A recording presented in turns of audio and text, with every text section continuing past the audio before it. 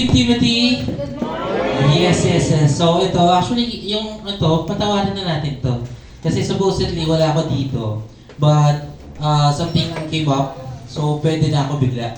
So, I do believe walang aksidente bakit ako dito. And naniniwala ako may dahilan si Lord bakit ako magko-closing remarks for Team Timothy. Enjoy ba kayo ngayong araw na to? Talaga? So, that's good na. So, ngayon, I'll tell a story. Sino nakakita sa GC na nag-post ako regarding sa Showtime? Yung pumunta ako sa Showtime. Kahapon, pumunta kami ng family ko sa Showtime. It was booked 3 weeks ago. Tapos, nakakatawa kasi yung audience entrance harap ng Will Tower. Yung Will Tower, dun ka magpa-park para at least hindi ka na maglalakad na malayo. Ngayon, nag-coffee muna kami sa coffee project. Tapos nakita ko yung spot na yun. Naalala ko, ito yung coffee shop kung saan kami na client ni UM Kevin. Yung client niyang executive producer, kung di ako nagkakamali. Ngayon, isipin niyo from Las Piñas to QC, si UM Kev noon, lagi nga pinapractice yung Pro-Osh Flow training. Ito, no kidding to, no BS to. Kasi paulit-ulit. Meron siyang libro, may notebook siya na nakasulat doon yung key points saka yung mga key terms na kailangan niyong sabihin. So, pam, mali, ulit-ulit. So, isipin niyo from Las Piñas to QC, yun lang ginagawa namin. And, sabi ko kay Ina, nakita niya, actually medyo nakaka-TDI kasi siya, kasi very special yung moment na yun sa akin. Kasi, ay oo nga, dito nga pala kami ng client ni yung Kevin. Tapos, picture na natin, tapos bibidyo ka doon, sabi ko kay Mrs. Tapos natuwa siya, nakita, uy, masaya mo naman. Alam niyo bakit ko siya kinuwento? It is all because, isipin mo yung journey ni UM Kevin na wala pang recruit nun.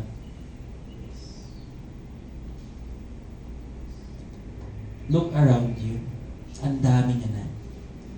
Diba, wala kayo dito because, wala kayo dito kundi dahil din kay UM Kevin. Diba? Grabe yung growth na ginawa niya. Ngayon, ano ba yung mga qualities na ginawa niya? Bakit siya nakaabot siya? Sasabihin niya, baka favorite ko pag sinabi ko lahat ng mga magaganda. But alam ko, alam niya na. Sa mga bago, mas malalaman niyo pa kung ano yung good qualities niya. Actually, ang mentorship ko na dyan is maging masama na eh. Kailangan niya magkaroon ng pangil talaga. Yun lang yung pinaka-mini mentorship ko dyan. Nonetheless, lahat na yung positive niya, okay na yun. So yun yung pinakamasaya. Second kwento, nasa Showtime kami. Yung parents ko, never ko pa sila nalilibre ng ibang bansa. Yung kapatid ko, bunso, nalilibre na sila sa ibang bansa for 3 times na already. Sabi ko, as a kuya, sabi ko, ba't daming tumang pera sa akin ah? Ba't hindi ko nagawa?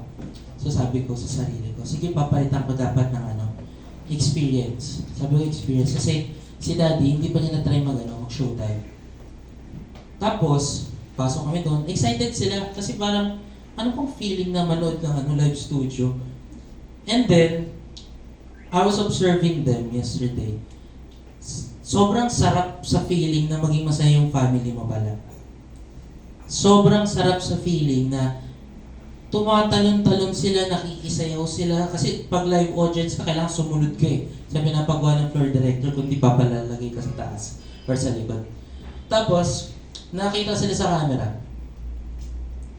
Sobrang happy nila. Tapos nagte-thank you yung daddy mami ko, uy, thank you sa ginawa mong to ah. Parang bumalik kami 20 years ago ng pagkabata.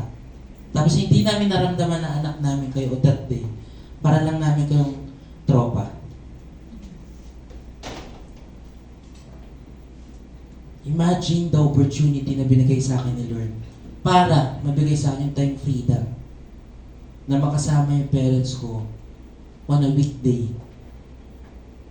Imagine na dinala ako ni Lord dito sa ProLife UK way back 2016 para sa time freedom na yun. And right now, si Iyo Mira, kanina yung nasabi niya, because of her family kaya siya nag-strive dito. Siyempre gusto natin makasama yung anak natin, family natin, palagi. Gusto natin mabigay sa kanila. Yung gusto nating pamumuhay para sa kanila. And then, ano ba yung opportunity na yun? Ito, dito na kayo kay Pro-Life UK. So ngayon, question ko. Sino gusto nito? Sino gusto nito? Sino nga gusto nito? Ano ba niya? Oh, sino nga gusto nito? Oh, sayang na yan. So ngayon, ayun yung opportunity. Sino kumuha? Si Mel. Kasi doon yung opportunity. Sino nag-step up? Si Coach Mel. Question, Coach Mel, buksan mo yung ampaw. May laman? Wala. Walang laman. Paminsan may mga opportunity sa buhay natin para, uy, ito na to. Kahit nasa pro-life na ako, may full-time, kailangan ko kasi ito ng kailangan ko ng mabilisang pera. Kailangan ko, sige, mag-VA muna ako. Sige, full-time na lang muna ako dito sa may ibang bagay kasi kailangan ko ng money. Maraming opportunity na magpapakita sa atin. However, yung opportunity, dapat alam natin kung saan ba talaga tayo sasaya in the future. Sino gusto nito? Sino gusto nito? Oh, sa'yo na to, yung Mira. Ano nakalagay? 100 pesos na GC. Ngayon, ano nakalagay sa expiration date, Mira? December 31, 2024. Pero ano nakalagay dun sa taas? Re-revalidate para makuha niya. Sometimes in our life, yung akala mong opportunity na maganda, nakitaan mo lang ng mali kasi may chismis kang narinig. May hindi ka na-attenda ng training. May hindi ka na-attenda ng huddle. Hindi mo kasi alam hindi ka kasi pumunta. Hindi mo kasi ginawa yung best mo. Hindi mo kasi binasa lahat. Andun lang pala yun, i-revalidate mo lang para makuha mo yung 100 pesos na GC.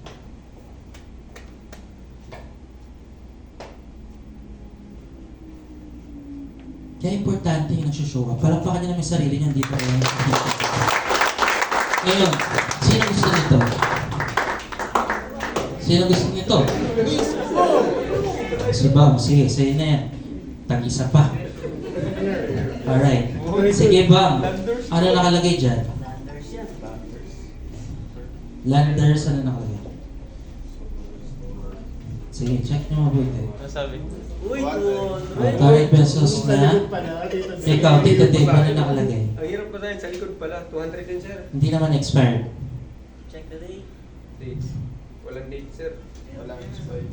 Walang expiration Uy, kasi. wala, sir. Wala nga expiration kasi totoo yan. Ay, sayang. Na pwede niyong gamitin. Sometimes, in our life, sa unang try ng opportunity na nag-knock sa'yo, wala pang price. Sa second opportunity, baka nililigaw ka lang. Sa pag-try mo ng pag-try, yung third opportunity na yun, sumakses ka na. Ano sabi nila? Sumakses ka na because of that. Imaginein nyo, itong closing remarks ko sa inyo, ito yung buhay natin kay Pro-Life UK. Ang dami nating opportunity na nakikita sa iba. Pero may blueprint na naman eh.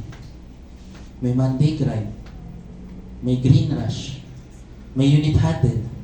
May J Huddle. May WOW Assembly. May BYB. May pa-trainings. May Google Drive. May channel tayo sa Discord para sa lahat ng memo. May mga pa-poster. Ba't hindi natin ginagawa yung best natin?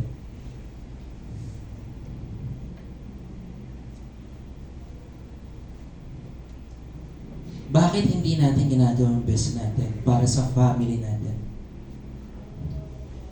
Gusto naman natin tumulong, di ba? Tama ba ako? Yes. Kung gusto natin tumulong, kailangan talaga tulungan din muna natin yung sarili natin. Kasi closing remarks ko, it's all about opportunity. Can you say opportunity? Opportunity. Yung opportunity na to, andito na kayo. Let's maximize it. And before I end my closing remarks, gusto ko invite lahat. Please, close your eyes.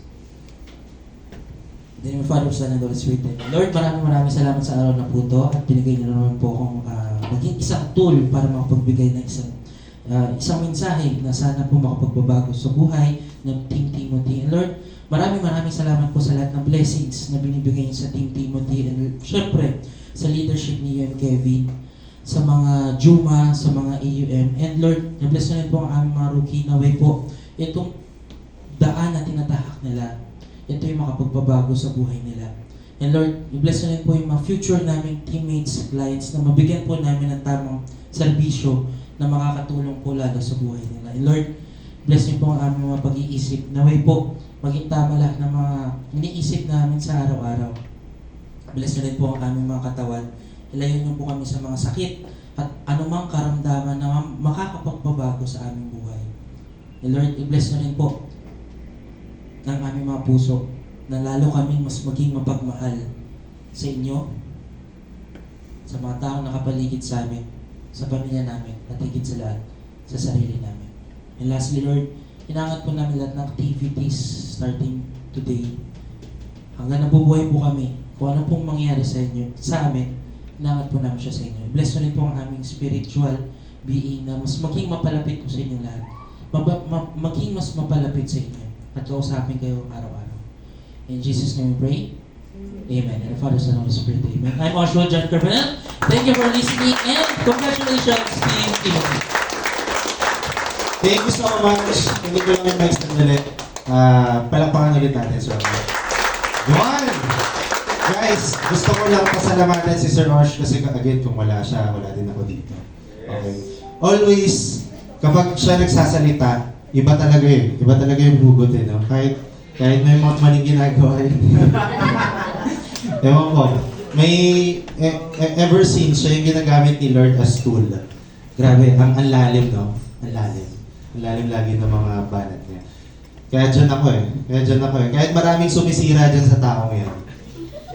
Madaming mga taong bumabatikos dyan. Yung loyalty ko nandyan. Kahit marami ako naririnig na sabi-sabi sa kanya, yung loyalty ko nandyan. Kasi, again, wala ako dito kung wala siya. Okay? Dati kong professor yan sa STI. Tapos, ayun, nasama niya ako sa mga gig niya.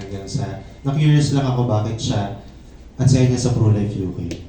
Tapos, nag-try na ako, sabi ko sa kanya, paano mag-part-time dyan? And the rest is history.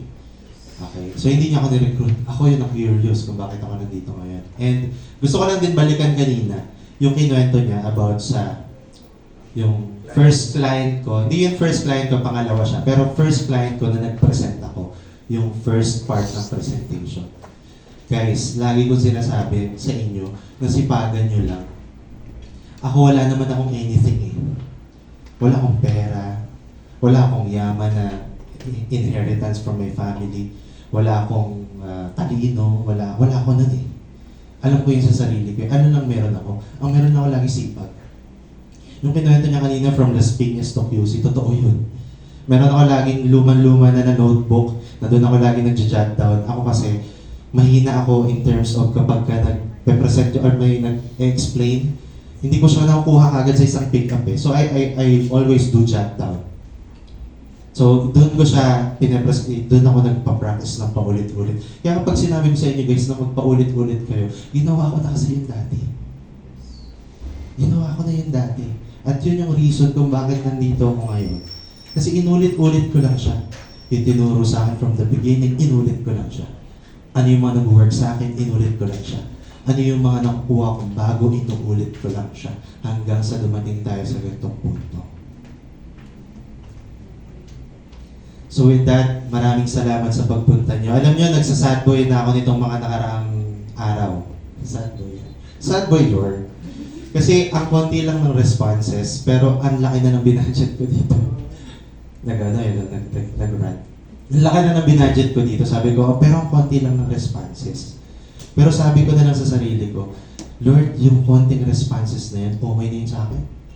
Ang goal ko na lang, ituloy pa rin to. Hanggat may isang naniniwala. Kasi yun yung mindset ko. Hanggat may isang naniniwala sa akin, ipagpapatuloy ko. So gusto kong ipasa sa inyo yun. Na hindi laging smooth sailing yung journey nyo kay Pro-Life UK. Pero as long as may isang naniniwala sa inyo, magpatuloy kayo. Amen ba doon? Amen! Magpapatuloy ba tayo? Yes! Yun lang at maraming salamat po sa inyo. Again, maraming salamat sa inyo. Back to you, host. Let's go. Alright, thank you so much, Jim. Kevin and UMTRT Oswald Carbonell for